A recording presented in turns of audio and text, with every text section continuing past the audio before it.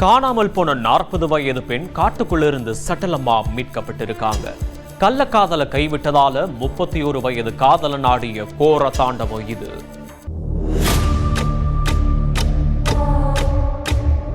செங்கல்பட்டு மாவட்டம் திருப்போரூரை அடுத்துள்ளது தாழம்பூர் காவல் நிலையம். கடந்த 4ஆம் தேதி அன்று செல்வராணி என்ற பெண்ணை காணவில்லை என அவரது கணவர் காவல் நிலையத்தில் புகார் அளித்திருக்கிறார். 40 வயதான செல்வராணி நல்லம்பாக்கம் திருநாராயணபுரம் பகுதியைச் சேர்ந்தவர். இவரது கணவர் சங்கர் 50 வயதாகிறது. டெய்லராக வேலை பார்த்து வருகிறார். இந்த தம்பதிக்கு ஒரு மகன் ஒரு மகள் என 2 பிள்ளைகள் உள்ளனர். செல்வராணி நல்லம்பாக்கத்தில் உள்ள யுனி ஹோம்ஸில் ஹவுஸ்கீப்பிங் வேலை செய்து வந்திருக்கிறார். இந்த நிலையில்தான் கடந்த 3ஆம் தேதி வழக்கம் போல வேலைக்கு சென்ற செல்வராணி மீண்டும் வீடு திரும்பவில்லை. செல்போனும் ஸ்விட்ச் ஆஃப் ஆகி இருந்துள்ளது. பல இடங்களில் தேடியும் கிடைக்காததை தொடர்ந்து மனைவியை காணவில்லை என காவல் நிலையத்தில் புகார் அளித்திருக்கிறார் சங்கர்.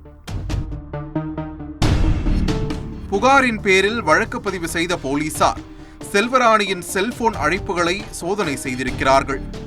அதில் அவர் கடைசியாக குமரேசன் என்ற நபருடன் பேசியது தெரிய வந்திருக்கிறது. உடனே போலீசார் குமரேசனை பிடித்து விசாரித்திருக்கிறார்கள். அப்போதுதான் காணாமல் போன செல்வராணி கொன்று வீசப்பட்ட பகீர் உண்மை வெளிவந்திருக்கிறது.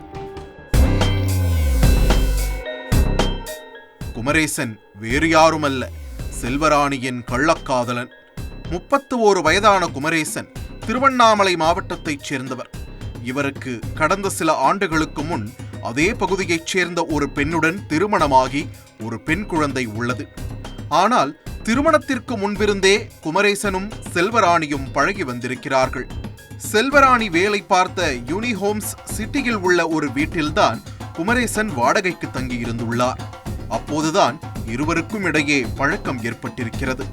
அந்த பழக்கம் நாளடைவில் கள்ளக்காதலாக மாற இருவரும் அடிக்கடி உல்லாசமாக இருந்து வந்துள்ளனர்.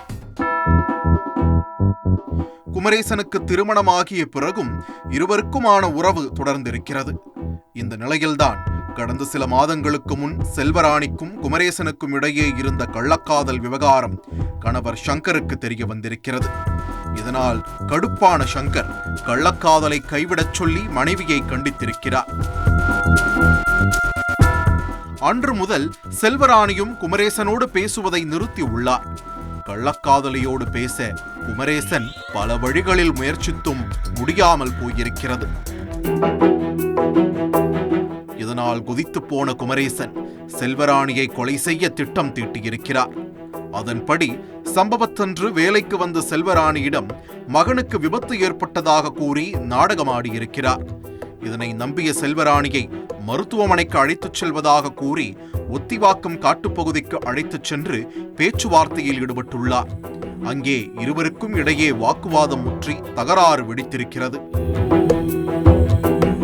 அதன் முடிவில் செல்வராணியின் துப்பட்டாவை பிடுங்கி அவரின் கழுத்தை இறுக்கி கொடூரமாக கொலை செய்திருக்கிறார் குமரேசன். சடலத்தை புதரில் வீசிவிட்டு தப்பிச் சென்றதும் விசாரணையில் தெரிய வந்திருக்கிறது. தொடர்ந்து போலீசார் குமரேசனை அழைத்துச் சென்று சம்பவ இடத்தில் ஆய்வு செய்திருக்கிறார்கள். அங்கே அழுகிய நிலையில் கிடந்த செல்வராணியின் சடலத்தை மீட்டு உடற்கூறாய்வுக்கு அனுப்பி வைத்த போலீசார் இந்த சம்பவம் தொடர்பாக கொலை வழக்கு பதிவு செய்தனர். தொடர்ந்து குமரேசனிடம் விசாரித்ததில் செல்வராணிக்கு பல ஆண்களுடன் தொடர்பு இருந்ததாகவும் அதனால் தன்னுடனான 5 வருட கள்ளக்காதலை முறித்துக் கொண்டதாகவும் வாக்குமூலம் கொடுத்துள்ளார். அந்த ஆத்திரத்தில் செல்வராணியை திட்டம் போட்டு வரவழைத்து கொன்று வீசியதும் தெரிய வந்திருக்கிறது. மேலும் போலீசார் அதே நிறுவனத்தில் பணியாற்றும் செல்வராணியின் மற்றொரு நண்பரையும் காவல் நிலையத்திற்கு அழைத்து வந்து விசாரித்து வருகின்றனர். கள்ளக்காதலை கைவிட்ட ஆத்திரத்தில் 40 வயது பெண்ணை துப்பட்டாவால் கழுத்தை இறுக்கி கொலை செய்த சம்பவம் அப்பகுதியில் அதிர்ச்சியை ஏற்படுத்தியுள்ளது.